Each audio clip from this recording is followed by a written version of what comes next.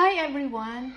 It's 6:45 na ng hapon dito sa Vienna, Austria, and in the Philippines, it's 12:45 a.m. na. So, ngayon guys, since wala akong lunch, breakfast, coffee lang, and then this is our dinner for today.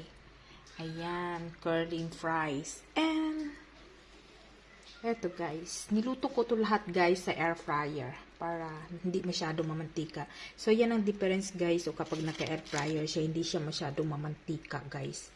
So eto ang aming dinner for tonight.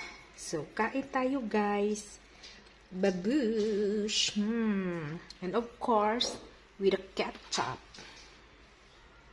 Kain tayo.